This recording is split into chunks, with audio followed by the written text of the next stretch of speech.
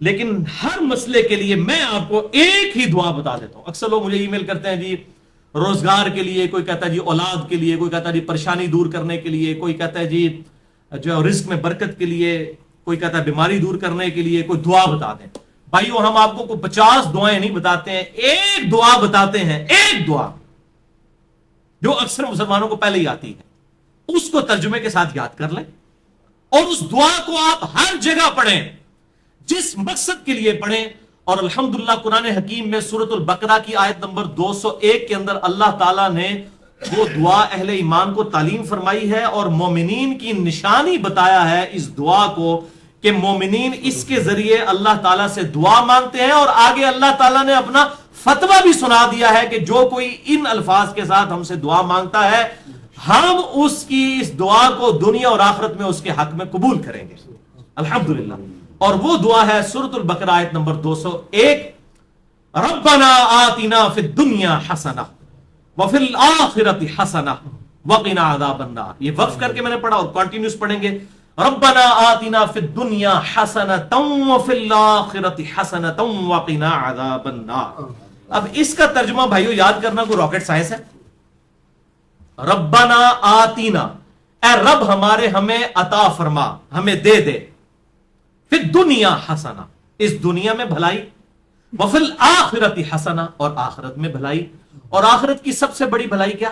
وقنا عذاب النار، ہمیں آگ کے عذاب سے بچا لے. آمین. اللہم اجرنا من النار، اللہم اجرنا من النار، اللہم اجرنا من النار. اچھا مولویوں کی تسلی نہیں ہوئی، انہوں نے اس کے ساتھ لگا دیا وقنا عذاب القبر، وقنا عذاب الحشر، وقنا عذاب المیزان، پتہ نہیں کیا کچھ لگا دیا. حالانکہ تعلیم کی کمی ہے. دنیا اور آخرت اس میں کور ہو جاتی ہے. کیوں؟ پھر دنیا حسنہ میں پوری دنیا کور، وفی الآخرۃ حسنہ میں قبر بھی کور، میدان حشر بھی کور، میزان عمل بھی کور. کیوں؟ بخاری اور مسلم کی متفق علیہ حدیث ہے کہ آپ صلی اللہ علیہ وسلم نے فرمایا جو شخص مر گیا اس کی قیامت قائم ہو گئی، مرتے ہی قیامت قائم ہو گئی. اور بخاری اور مسلم کی متفق علیہ حدیث ہے کہ آپ صلی اللہ علیہ وسلم کی وفات کے دنوں میں سیدہ عائشہ کہتی ہیں میرے بھائی نے مسواک اٹھائی ہوئی تھی، آپ نے مجھ سے مانگی، میں نے انہوں نے چبانے ہی شروع کی تو وہ چبائی نہ گئی، سخت تھی، تو میں نے اپنے منہ میں چبا کر آپ صلی اللہ علیہ وسلم کے منہ میں ڈالی. اللہ تعالیٰ نے میرے تھوک کو اور نبی صلی اللہ علیہ وسلم کے تھوک کو اس دن جمع فرما دیا ایک ہی جگہ پر جو نبی صلی اللہ علیہ وسلم کی دنیا کی زندگی کا آخری دن اور آخرت کی زندگی کا پہلا دن تھا. بخاری اور مسلم میں. تو اما عائشہ حضور کی وفات کے دن کو کیا کہہ رہی ہیں؟ آخرت کی زندگی کا پہلا دن. تو وہ فی الآخرۃ حسنہ میں قبر بھی آ گئی، آخرت بھی آ گئی، میزان عمل بھی آ گیا، سب کچھ آ گیا.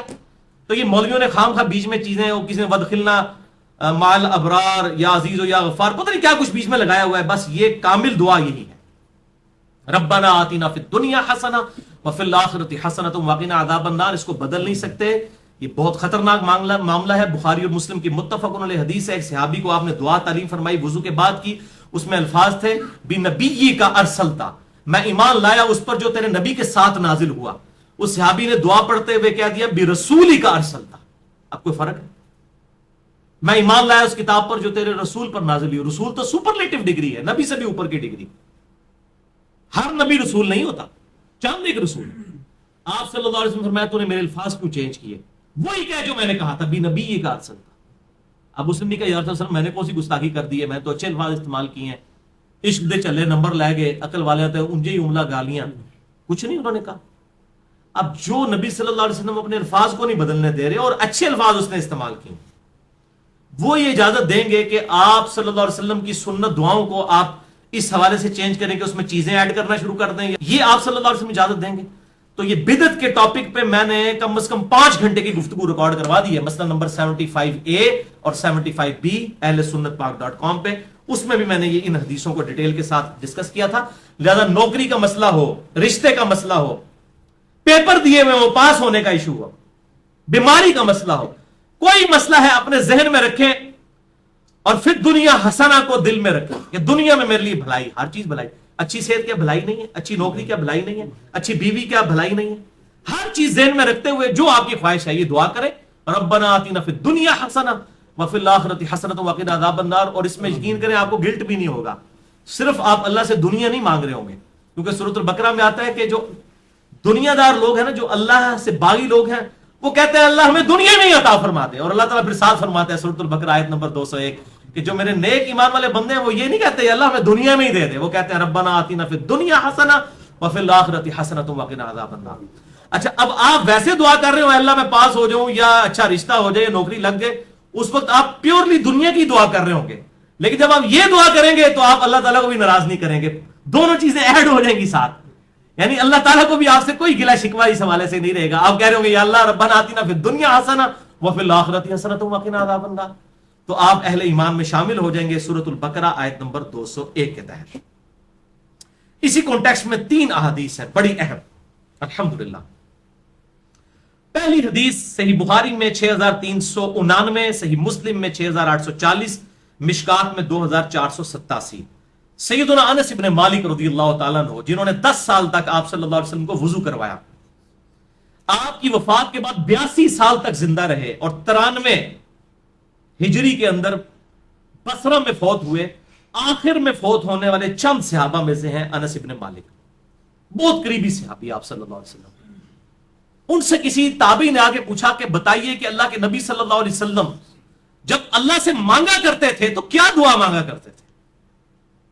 تو پتہ انہوں نے کیا جواب دیا؟ انہوں نے کہا کہ اللہ کے نبی صلی اللہ علیہ وسلم جب کبھی بھی اپنے رب سے دعا مانگا کرتے یا کسی بھی چیز کا سوال کیا کرتے تو آپ کی اکثر دعا یہی ہوا کرتی تھی، اللہم ربنا آتنا فی الدنیا حسنہ وفی الآخرۃ حسنۃ وقنا عذاب النار۔ ہر معاملے میں کوئی سوال بھی کرتے تو اس دعا کے ساتھ۔ اور بھائی یہ دعا کا ترجمہ یاد کرنا کو مشکل ہے تو کیا ضرورت ہے اردو میں دعائیں کرنے کی؟ میرے بھائی ایک دعا یاد کر لیں، نبی صلی اللہ علیہ وسلم نے تعلیم فرمائی ہے، اللہم ربنا آتنا فی الدنیا حسنہ وفی الآخرۃ حسنۃ وقنا عذاب النار۔ اور دوسری حدیث تو انتہائی رکت انگیز حدیث ہے جو میں نے مسئلہ تقدیر والے لیکچر مسئلہ نمبر 104 ABC میں بھی بیان کی تھی، صحیح مسلم میں 6835، مشکات میں 2502۔ یہی انس ابن مالک کہتے ہیں جنہوں نے یہ دعا روایت کی ہے، یہ کہتے ہیں کہ آپ صلی اللہ علیہ وسلم کے زمانے میں آپ کا ایک صحابی بیمار ہو گیا تو آپ اس کی عیادت کے لیے تشریف لے گئے۔ وہ اتنا کمزور ہو چکا تھا بیماری کی وجہ سے جیسے کہ پرندے کا کوئی بچہ ہوتا ہے چھوٹا سا، ہڈیوں کا ڈھانچہ بن چکا تھا۔ آپ نے جب اس کی حالت دیکھی آپ کو پتا چل گیا کہ انہیں کو کم پایا۔ آپ نے فرمایا وہ بتا تو اللہ سے کیا مانگتا رہتا ہے؟ اس نے کہا یا رسول اللہ میں اللہ سے دعا کرتا ہوں اے اللہ جو تو نے مجھے آخرت میں عذاب دینا ہے دنیا کی زندگی میں ہی دے لے۔ بولے اعوذ باللہ تعالی۔ آپ فرمایا سبحان اللہ، اللہ پاک ہے۔ جب آپ حیران ہوتے تو یہ بات کہا کرتے سبحان اللہ، اوے تو اللہ تعالیٰ کا اس دنیا میں عذاب سہ سکتا ہے جو اللہ سے تو نے یہ دعا کی؟ نہ تو دنیا کی زندگی میں اللہ کا عذاب برداشت کر سکتا ہے نہ آخرت کی زندگی میں۔ اور تجھے تو چاہیے تھا کہ تو اللہ سے دعا کرتا اللہم ربنا آتنا فی الدنیا حسنہ وفی الآخرۃ حسنۃ وقنا عذاب النار۔ یہ کیا تو دعائیں کرتا رہے؟ اس میں وہ فنیٹک قسم کے جو صوفیاء ہیں نا ان کا بھی ارادہ، وہ کہتے ہیں سانو دنیا نہیں چاہیے آخرت ہی چاہیے، اور اللہ کے نبی کیا کہہ رہے ہیں دنیا بھی اچھی آخرت بھی اچھی۔ اچھا انس ابن مالک کہتے ہیں جب آپ صلی اللہ علیہ وسلم نے اسے یہ بات ارشاد فرمائی پھر اس نے یہی دعا مانگ کر اللہ کی طرف متوجہ ہوا، اللہم ربنا آتنا فی الدنیا حسنہ وفی الآخرۃ حسنۃ وقنا عذاب النار، تو اللہ تعالیٰ نے اسے شفا عطا فرما دی۔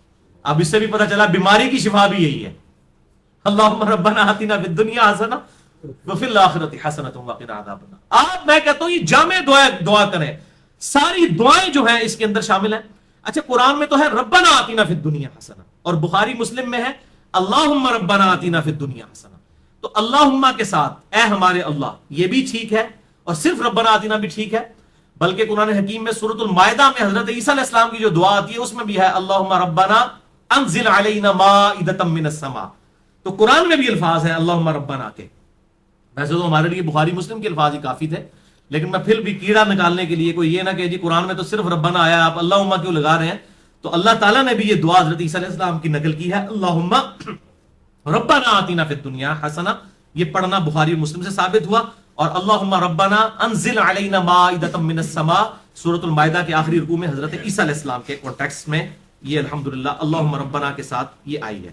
اور تیسری حدیث سنن ابی داؤد میں 1892، مشکات میں 2581. عبداللہ بن صائب کہتے ہیں کہ میں نے خود نبی صلی اللہ علیہ وسلم کو رکن یمانی اور حجر اسود کے درمیان وہ جو مستجاب دیوار ہے یہ دعا مانگتے ہوئے سنا ہے، اللہم ربنا آتنا فی الدنیا حسنہ وفی الآخرۃ حسنۃ وقنا عذاب النار. اسے مستجاب دیوار کہتے ہیں. مستجاب کہتے ہیں دعا کی قبولیت کی جگہ.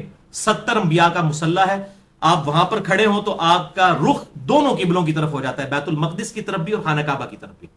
اس دوران آج تک حاجی، عمرہ کرنے والے اور حج کرنے والے یہ دعا مانگتے ہیں، ربنا آتنا فی الدنیا حسنہ وفی الآخرۃ حسنۃ وقنا عذاب النار. یہ بس اتنے ہی الفاظ ہیں، باقی جو ایڈ کیے لوگوں نے خود کیے. میں تو دعا کی قبولیت کی جو جگہ ہے خانہ کعبہ شریف، وہاں پر بھی آپ نے یہی دعا مانگی، ربنا آتنا فی الدنیا حسنہ وفی الآخرۃ حسنۃ وقنا عذاب النار.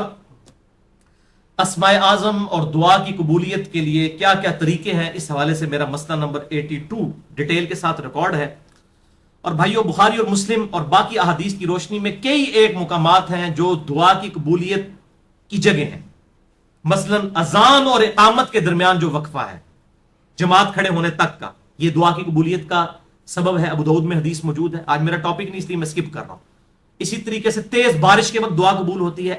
میدان جنگ میں، جنگ کے دوران اس وقت دعا کی قبولیت کا وقت ہے. جمعے والے دن خطیب جب جو ہے وہ 2 خطبوں کے درمیان وقفہ کرتا ہے، اس دوران دل میں دعا مانگی جائے، وہ قبولیت کا وقت ہے. اور کئی ایک قبولیت کے وقت ہیں، لیکن ایک وقت ایسا ہے جو ہر وقت آپ کے پاس اویلیبل ہے. اسی کانٹیکسٹ میں آپ کو اگلی 5 حدیثیں میں بیان کرنے لگا ہوں، اور وہ ہے نماز میں دعا مانگنا، جس کے لیے آپ کو جمعے کے دن کے انتظار کی ضرورت نہیں ہے، کسی اور چیز کی ضرورت نہیں. جب بھی آپ نماز پڑھیں یہ 5 حدیثیں اسی پہ ہماری گفتگو کنکلوڈ ہوگی. پہلی حدیث صحیح بخاری میں 6230، صحیح مسلم میں 897، مشکات میں 909 کہ آپ صلی اللہ علیہ وسلم نے صحابہ اکرام علیہم رضوان کو تشہد تعلیم فرمایا، التحیات للہ والصلوات والطیبات عبدہ ورسولہ تک. اور اس کے بعد آپ صلی اللہ علیہ وسلم نے فرمایا جب یہ تشہد پڑھ چکو اس کے بعد جو من پسند دعا ہو وہ تم اپنے رب سے مانگ سکتے ہو، جو بھی من پسند، یعنی جو بھی دعا مانگنی ہے.